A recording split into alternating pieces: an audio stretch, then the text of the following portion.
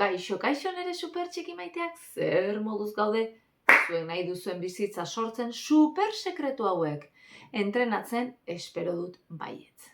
Zerbait lortzeko garaian oztopoetan arreta jartzen baduzu, okertzoaz, nun jarri behar da arreta? Zure helburuetan. Eta nola jartzen dugu arreta?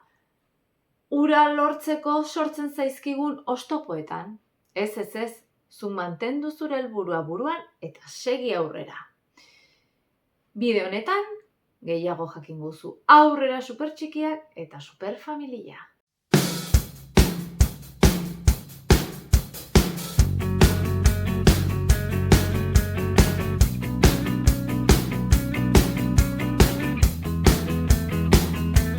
Ezaztu trilogia eder honetan dituzula supersekretu guztiak oraintxe bertan nire web horrian. Eta entrenamendu superboteretsu bat zure bizitza sortzen hasteko.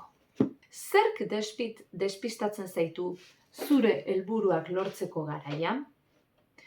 Esfortzu handia egin duzu eta ez dituzu ikusten berehalako emaitzak? Hoixe izaten da erronka handienetariko bat. Zer egingo duzu? Amore eman edo jarraitu.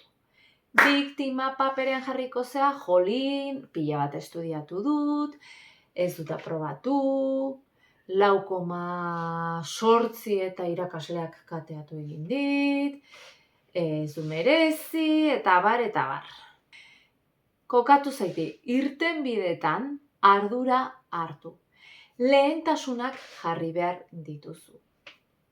Ingelesa aprobatzea dela zure lehentasuna?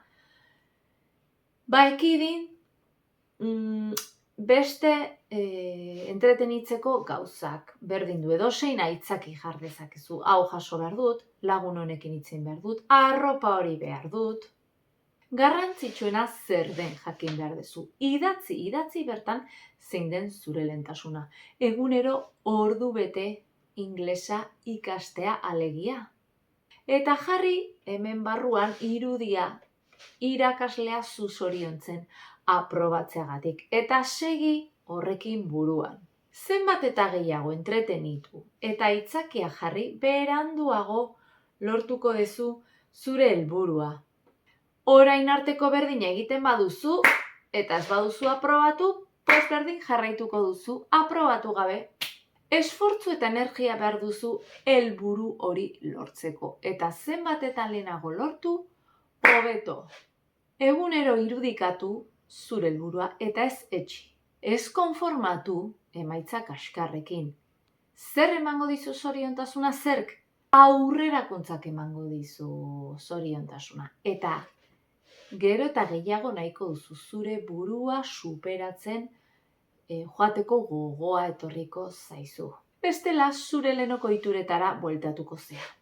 Zer lortu behar duzu pausotxo bat aurrera emateko? Esfortzua ez dela izan behar zerbait aspergarria eta gogorra. Bilakatu esfortzua harro egoteko esperientzia batean bezala eta motibagarri bezala. Bizitzara haztera etorri gea. Eta esfortzuak horretan laguntzen dugu. Sofan egoteak ez dizu ezer onik ekarriko.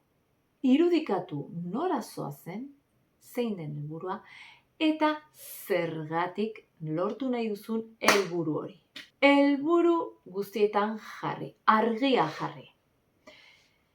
Zer lortu nahi duzun? Kasu honetan inglesa aprobatzea. Eta zergatik izan daiteke atzerrira jo nahi duzulako, oporretan juten zehalako ez dezulako ulertzen inglesez hitz egiten dutenean, besterik gabe zutaz harro egoteko, aberasten zaituelako, edo milaka gauza zuk topatu behar duzu motibantea izan dadin. Probatu eta kontatzen diazu aurrera super txikiak eta super familia.